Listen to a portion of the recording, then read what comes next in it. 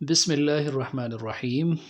I am Atiqur Rahman, lecturer in chemistry at GPGC Mansehra.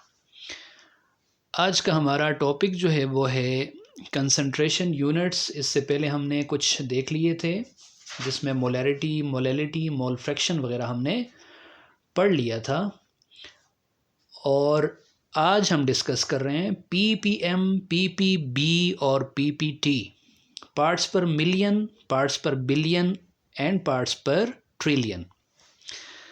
तो आसान सा concept है, तीनों का कंसेप्ट इतना ज़्यादा मुश्किल नहीं है, कोई ख़ास बात नहीं है। तो हम जल्दी से इस टॉपिक को कवर कर लेते हैं और देख लेते हैं, ठीक है। देखिए, what is ppm? ppm parts per million, parts per million. Parts per million से मुराद क्या है? देखें, इसका फार्मूला बनेगा वेट और वॉल्यूम ऑफ सल्यूट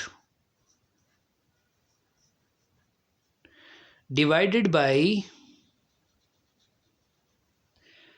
वेट और, यही आप लिख लें, वेट और volume of solution multiply by 10 raised power 6। 10 raised power 6।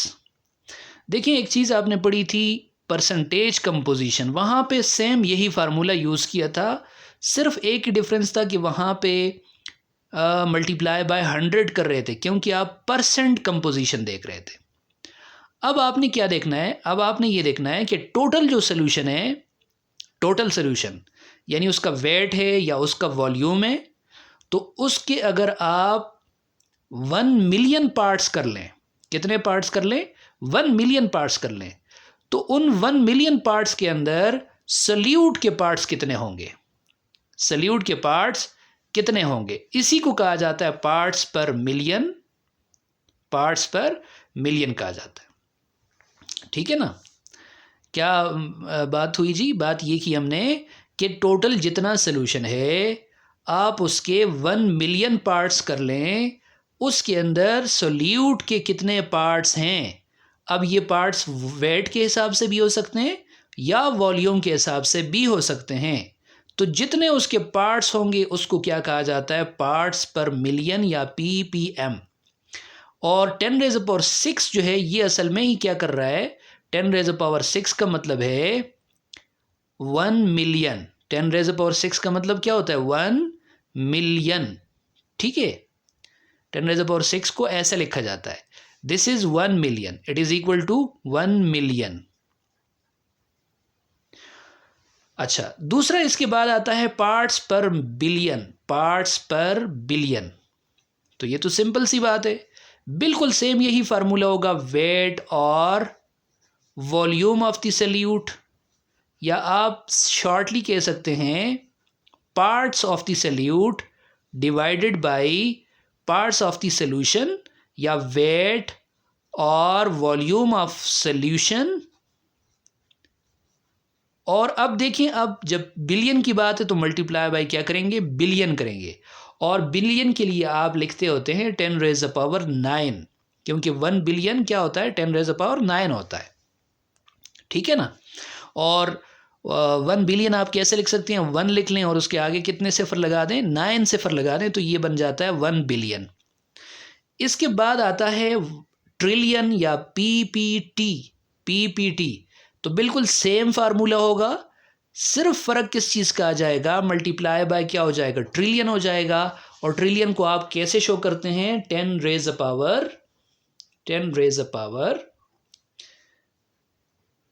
12, 10 raised power 12, यानी आप 1 लिख लें और आगे कितने सिफर लगा दें? 12 सिफर लगा दें, तो ये 1 ट्रिलियन बन जाएगा। पीपीबी और पीपीटी का मतलब ये है कि टोटल सोल्यूशन आप ले लें, उसके 1 बिलियन पार्ट्स कर लें, उसमें सल्यूट के पार्ट्स कितने हैं? उसमें सल्यूट के पार्ट्स कितने हैं, यानी आउट ऑफ बिलियन सल्यूट के पार्ट्स कितने हैं, और आउट ऑफ ट्रिलियन सल्यूट के पार्ट्स कितने हैं। अब लाजमी बात है, ये तो काफ़ी कम कंसंट्रेशन आती है, तो parts per million, parts per billion और पार्ट्स पर ट्रिलियन जो है, all these units are used for very very dilute solutions. ये यूज़ किया जाता है ये यूनिट्स किसके लिए? बहुत ज़्यादा डाइल्यूट सॉल्यूशंस के लिए। किसके लिए जी? बहुत ज़्यादा डाइल्यूट सॉल्यूशंस जब होते हैं।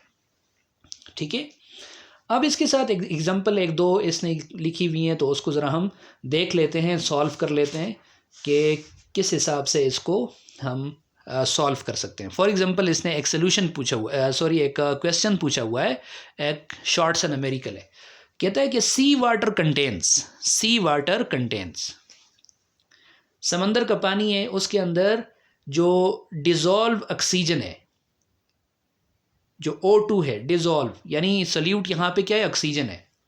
उसके नंबर ऑफ पार्टिकल्स जो हैं कितने हैं? 5.65 इंटू 10⁻³ सॉरी पार्ट्स नहीं है बल्कि ग्राम्स दिए हुए हैं।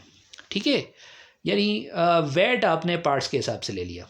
ठीक है, पर केजी ऑफ द सोल्यूशन, यानी अगर आप सी वाटर ले रहे हैं 1 kg, तो उस 1 kg के अंदर ऑक्सीजन इतनी कम मौजूद है, 5.65 इंटू 10⁻³ ग्राम। कहते हैं कि आप मालूम करें कंसंट्रेशन ऑफ O2 फाइंड करें, कंसंट्रेशन ऑफ O2 फाइंड करें, लेकिन किस में? ppm में। तो देखिए कौन सा फार्मूला यूज़ होगा? यही वाला फार्मूला जो ऊपर हमने पढ़ा ppm वाला, वो यूज़ करेंगे आप लिखेंगे ppm इज इक्वल टू क्या हो जाएगा जी? Weight of solute divided by weight of solution multiply by million. तो मिलियन को क्या लिखते होते हैं? 10⁻6। अब देखें इसको सॉल्व करें, ppm के अंदर कंसंट्रेशन कैसे आएगी? देखिए इस तरह आएगी। वेट ऑफ सल्यूट कितना दिया हुआ है? 5.65 into 10⁻³ gram divided by weight of solution कितना है? पर केजी। तो पर केजी को मैं लिख सकता हूँ 10⁻³ ग्राम, 10⁻³ ग्राम। ठीक है, अब यहां से क्या हो जाएगा? ग्राम के साथ क्या हो जाएगा? कैंसल, मल्टीप्लाई बाय 10⁻6 अपनी जगह पे है। तो ये हो जाएगा 5.65 इंटू 10⁻³ और ये 10⁻³ ऊपर जाएगा, तो ये क्या हो जाएगा? ये भी -3 हो जाएगा और मल्टीप्लाई बाय क्या हो जाएगा? 10⁻6। ठीक है, अब मज़ीद सॉल्व करें इसको, तो ये हो जाएगा 5.65 इंटू 10⁻, देखें बेसिस सेम है, ये क्या हो जाएंगी? पावरें ऐड हो जाएंगी, तो -3 क्या हो जाएगा? -6 मल्टीप्लाई बाय 10⁻6। तो ये यहाँ से आंसर आपके पास आ जाएगा ppm इज इक्वल टू 5.65, क्योंकि आगे जो है 10⁻6 और 10⁻6 आपस में क्या हो जाएगा? कैंसल, यानी आपके पास आंसर ppm के अंदर कितना आ जाएगा? 5.65 ppm। तो आप कहेंगे 5.65 ppm of oxygen is present in 1 kg of that solution. ठीक है, ये तो हुआ एक न्यूमेरिकल, एक क्वेश्चन। दूसरा एक क्वेश्चन पूछा हुआ है और गालिबन वो है पार्ट्स पर बिलियन से रिलेटेड। तो हम यहाँ पे उसको सॉल्व कर लेते हैं इसके साथ ही। देखें वो क्या पूछा हुआ है? वो ये पूछता है कि आपके पास एक सिलेंडर है और उसके अंदर कितनी गैस है? 2 डेसीमीटर क्यूब पूरी जो गैस है वो कितनी है? 2 डेसीमीटर क्यूब। उसके अंदर गैसेस का बहुत सा मिक्सचर है। देखें एक बड़ा सिलेंडर है और उसके अंदर कितनी गैस आ सकती है? 2 डेसीमीटर क्यूब। और इस सिलेंडर के अंदर बहुत सी गैसेस मौजूद हैं, यानी गैसों का मिक्सचर मौजूद है।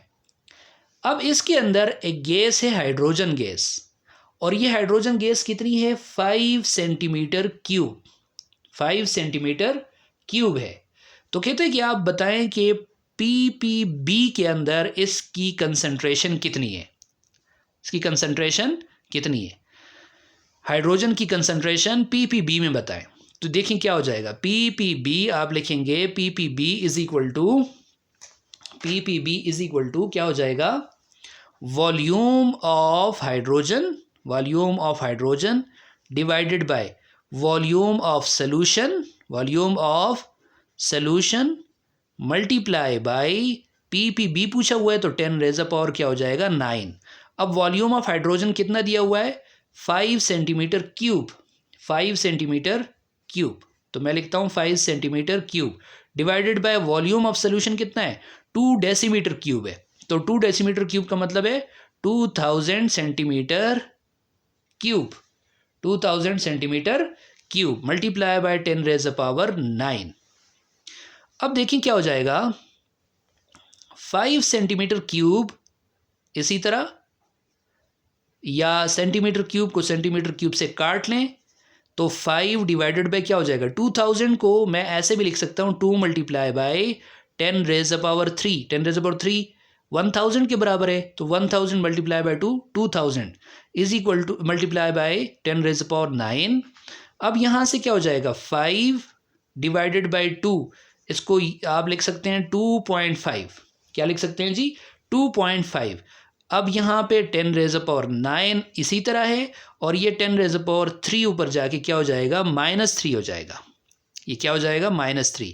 तो देखें ये किसके बराबर हो जाएगा 2.5 इंटू 10 रेज़ अ पावर, ये 9 से -3 माइनस ये 3 माइनस हो जाएगा तो ये क्या हो जाएगा 10 रेज़ अ पावर 6 और साथ आप लिखेंगे ppb, यानी वो जो हाइड्रोजन गैस मौजूद है उसकी कंसंट्रेशन कितनी है 2.5 into 10 raise a power 6 ppb।